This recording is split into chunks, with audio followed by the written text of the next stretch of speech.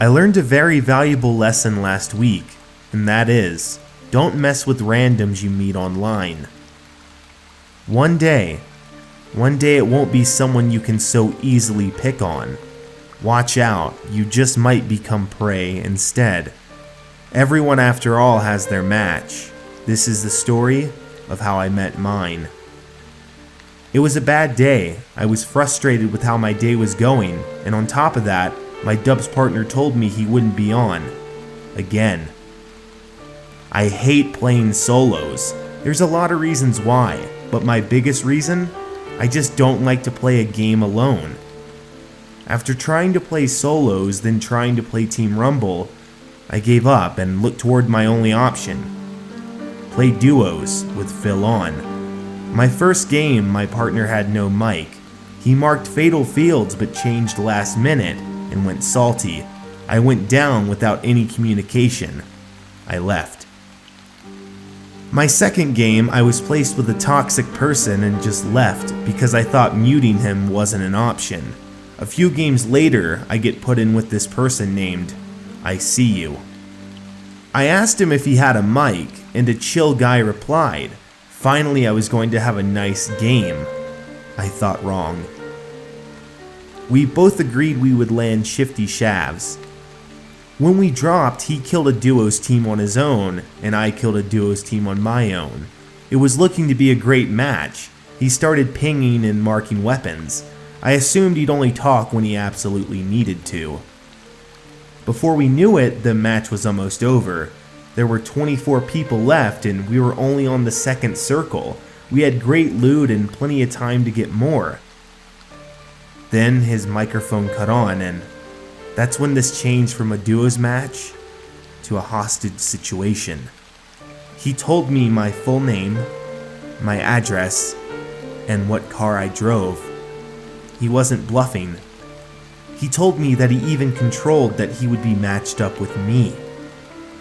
He told me because I would always give people a hard time for their skill, that I shouldn't have a problem winning this match with him. He told me if I failed, I didn't want to know what would happen. I felt like if I made any wrong moves that it would be the end of me. This fun match just turned into a battle of life or death. We continued on. I wasn't playing as good as usual. I was nervous. Then, I See You's mic cut on again, and he told me what color shirt I was wearing, and that he was already close by, just in case I lost. I don't know what kind of person would openly stay if they could leave, so when I had the chance, I grabbed my car keys and I darted for my garage door. I opened the garage door and there's a masked man standing in my way. He points his fingers toward my living room, signaling for me to play. And then he took his other hand and pulled out a gun. I knew I was trapped. I had to play. I went back to my TV and started playing. I noticed he was AFK, and I turned around. He was staring over me. He wanted me to play alone.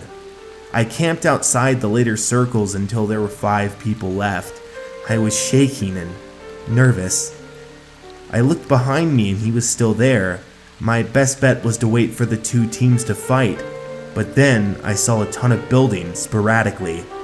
There looked to only be 1 team of 2 left. The other 3, including myself, were nothing but solos. I had a chance. I rushed the final fight and just hoped I could get the upper hand on everyone.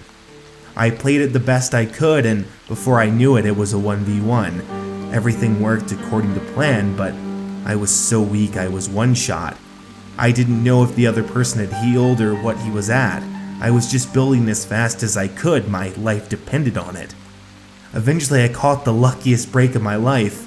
Heck, it saved my life. The person died in the storm. I won the match. I look above me and see the masked man look down at me, and then walk away and leave. No doubt a man of his word. If I would have lost that, no doubt he would have killed me on the spot. Be on the lookout for a player called I See You.